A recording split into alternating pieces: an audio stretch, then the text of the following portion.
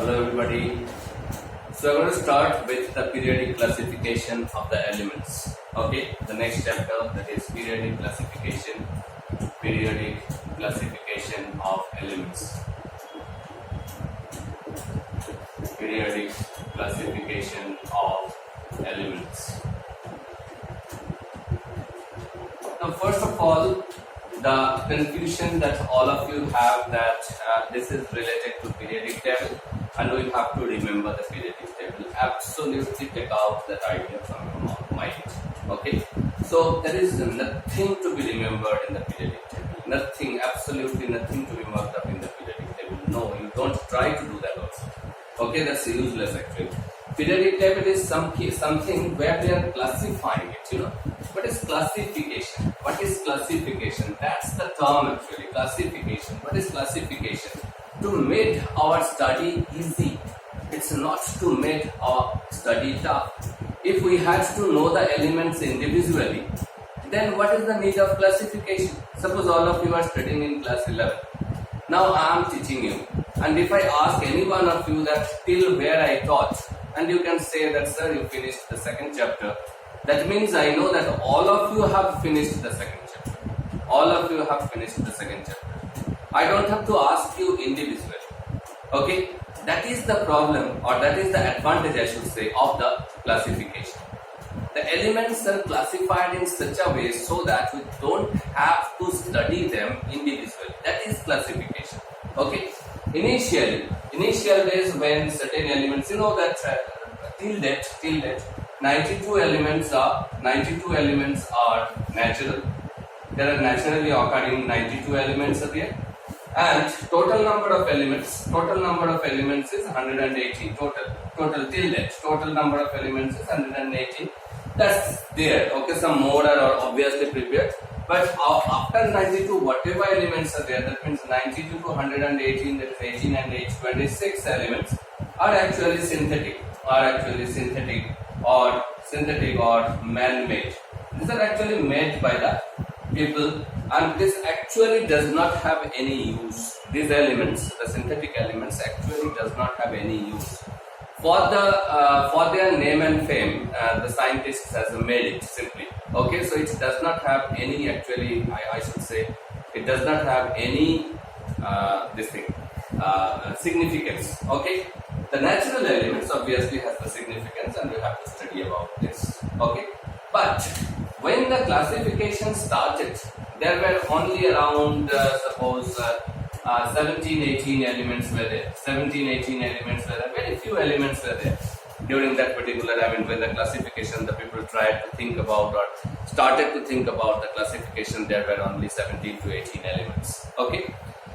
The first well accepted classification was done by a method called triad method. Okay, which was accepted, or which was given rather by Dobelia. Okay, triad method. You know this. Okay, triad method. When he did it, by that time only very few elements were discovered, and he made the elements in a class of three elements. In a class of three elements. Okay, just for example, he made a class of lithium, sodium, and potassium.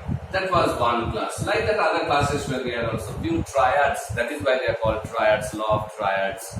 Okay, law of triads. Okay, so what says that these three elements which are classified in one class are actually having the similar properties. So if we know the property of one of them, we know the property of all three. That is the specialization of the classification. But that was done with only three elements at a time, and that is why that is known as law of triad. We call it law of triad, Dobenia's law of triad. Okay, fine. Which says that, which is based on the fact that, that the atomic masses of the first and third's average is the atomic mass of the second one. That is how they are classified. What is the atomic mass of lithium? It's 7. The atomic mass of potassium is 39. So expected atomic mass of sodium according to this classification should be 39 plus 7 divided by 2. that is equal to 46 by 2, that is equal to 23, and is found to be 23 also. Okay, so this is a very well explained triad. Like that, there are so many other triads also. Okay, but this law was not very effective.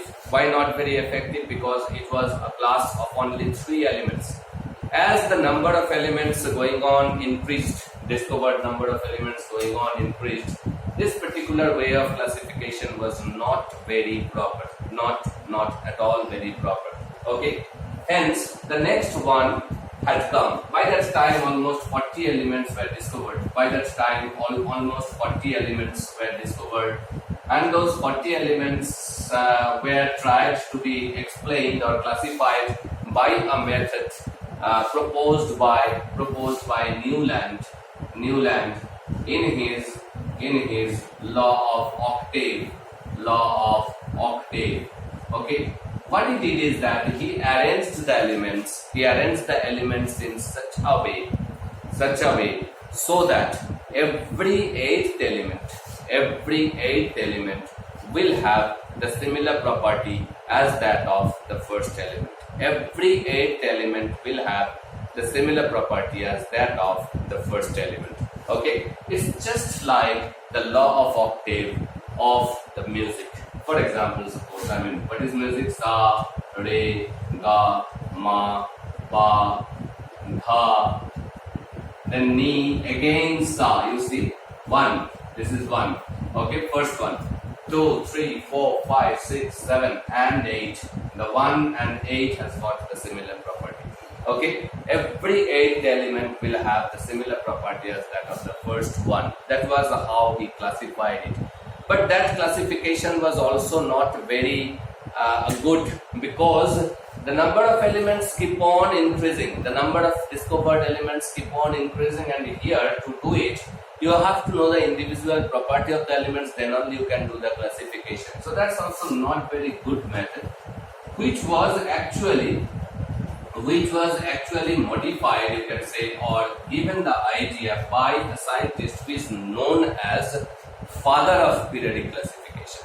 And he was nothing but, all of you know the name, he was nothing but Mendeleev. He, by that time, almost 60 odd elements were discovered.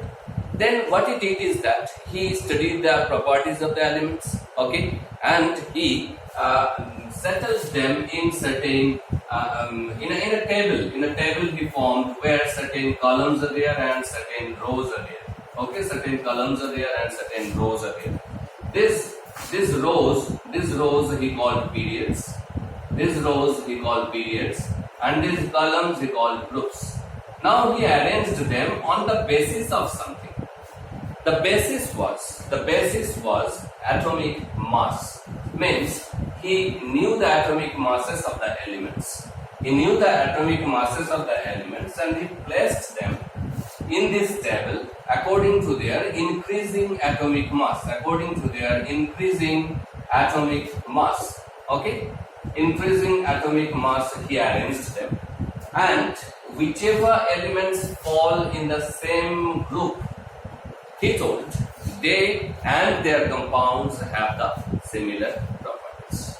Fine. So he classified very nicely. He classified it. But when classifying it, what are the advantages of it? What are the advantages of Mendeleev's periodic table? First of all, he classified very nicely that we could study the properties of the elements by knowing the property of one only, because there are so many elements present in one group. Okay, so if we know the property of one, we know the property of the other. That's the first advantage. The second advantage was very important, which was actually his farsightedness. He kept so many places in the periodic table vacant. Just for example, I'm giving one example. There was aluminium in one place. Just below aluminium, the place was vacant. Below aluminium, 2 places were vacant.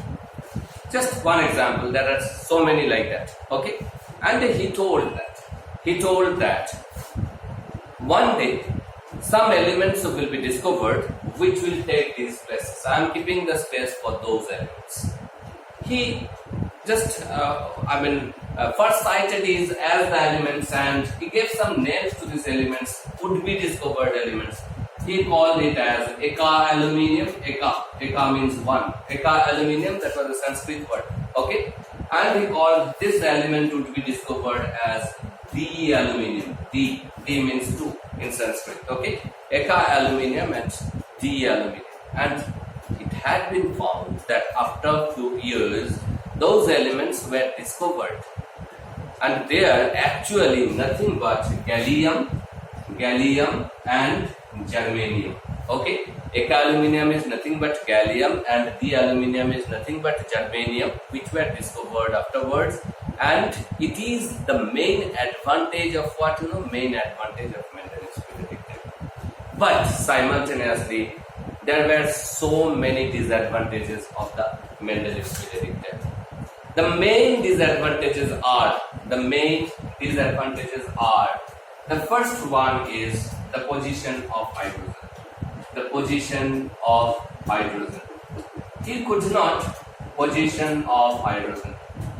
not fix the position of a hydrogen in its periodic table, Mendeleev's periodic table. So Mendeleev's periodic table is based on what? It is based on the atomic number, and the hydrogen's atomic number is the least. But above which group he is going to place that, he could not understand, because the properties of hydrogen are similar to certain metals like potassium, sodium, lithium. Okay, it is similar to that properties, as well as they show some similar properties with chlorine, bromine, iodine, fluorine. Okay, so where to keep hydrogen, whether to keep it with them or keep it with them, that was a confusion of Mendeleev. So he could not keep the position of the hydrogen fixed. That's first limitation. Okay, second limitation. Suppose there are certain elements, for example, carbon has got more than one isotopes. Carbon, suppose, has got two isotopes. What are these? Carbon 12 and carbon 14. So carbon 12 has got atomic mass 12, carbon 14 has got atomic mass 14. So for carbon, in the periodic table, there must be two positions, because they are placed according to their atomic masses. Hydrogen, has got three isotopes: hydrogen 1, hydrogen 2, hydrogen 3, that is protium, deuterium and tritium. So they must have three places for them, but he allotted only one place for the one isotope. The other isotopes of the elements did not have any place in his periodic table according to the law. That is the second limitation of Mendeleev's periodic table, that there is no position for the isotopes. No position for the isotopes. Another limitation, very big limitation was there. There were certain elements whose atomic number is higher, but still placed earlier than the one having the atomic number lower. For example, suppose, this is nothing, just suppose that X and Y. X, he placed like this, X and Y. Okay, X has suppose atomic number 9.5 and Y has suppose atomic number 9.4. So which should have been placed earlier? It should have been Y 10X, because Y has 9.4 atomic mass and X has 9.5 atomic mass. But he placed that. Why did he place that? Because the other element that is present over here, suppose Z and whatever P, this Y is matching the property with Z and X is matching the property with P. That is why he just replaced it. Okay, he just replaced it. But in that replacement, his law is not fulfilled. He told that it has to be arranged according to their atomic masses, but there are so many places where he did not arrange it according to the atomic masses. What he explained, he explained that was very, very first thing he did. Okay, what he explained is, he told that the atomic masses that was calculated by some other person were wrong. He told that they were wrong, I am correct. I had done it correctly. One day you will find that the atomic masses of Y is greater than the atomic masses of X. But it was never found. That was a false statement. That was absolutely a false statement. Okay, so these three are the main limitations of Mendeleev's periodic table, that he could not say anything about the position of hydrogen, he could not say anything about the position for the isotopes, and he could not explain the placement of the element of some elements having atomic mass lower is actually placed afterwards than the elements having the atomic mass higher. He could not explain these facts. Okay, he explained it very wrongly. Okay, hence it needed the modification. How this modification of the Mendeleev's periodic table is done? The students of Mendeleev, they were trying to get the modification and get it rectified. Okay, but simultaneously one more scientist called Henry Moseley, he was not doing anything with the periodic table. He was not doing anything with the periodic classification. He was doing his research on the atomic spectra of the different elements. He was just doing his research on the atomic spectra of different elements. And he published a paper after getting this thing, Henry Moseley. Okay, he found a very unique, very beautiful relationship between the wavelength and atomic number. He found the relationship between wavelength and atomic number. Atomic number means number of protons. All of us know this. Okay, number of protons in elements. He saw that the wavelength of the atomic spectra are very uniformly increasing or very uniformly varying with the atomic number. Whenever this paper was published, then the scientists who were talking or who were thinking of the classification of the elements, they thought that okay, Mendeleev sir thought about atomic masses, so why don't we try with atomic number? Why don't we try with atomic number? Why don't we see that arrange the elements according to their atomic numbers and let us see that what is happening to their properties? And when they did it, they were absolutely successful, and hence the modern periodic table is discovered, or modern periodic table is produced, you can say, or made. Okay, and this modern periodic table is based on what then? It is based on the atomic number. It is based on the property of atomic number. Okay, so again, modern periodic table is also nothing but a tabular form where there are 7 rows. I'm not writing 7 rows. The number of rows are 7. Okay, that means these are called periods. Already you know 7 periods are there, and number of columns are 18. 18 columns are there. That means the groups are 18. Okay, and they are represented as simply 1, 2, 3, 4, like that up to 18. Okay, similarly the periods are also represented as 1, 2, 3, 4, 5, 6, 7. And now the elements are present according to their atomic numbers. Whenever they are placed according to their atomic numbers, all the limitations of Mendeleev has gone. I am talking of the second limitation first, that because position of hydrogen we will understand after some time. But what about the isotopes? Now all the isotopes has got the same atomic number. Whatever isotopes are there, they are having the same atomic number. So the isotopes of one element should be allotted only one place. They are not going to be allotted different places, which is allotted in the modern periodic table. Okay. Secondly, third, whatever he found, that some atomic masses are more but are placed earlier. But when we saw about the atomic number, we saw that the atomic number is less. So they are placed in a very perfect position, very, very perfect position. So there is no hesitation, no objection, no limitation till date of the modern periodic table. Yes, and position of hydrogen, we are going to do it slowly.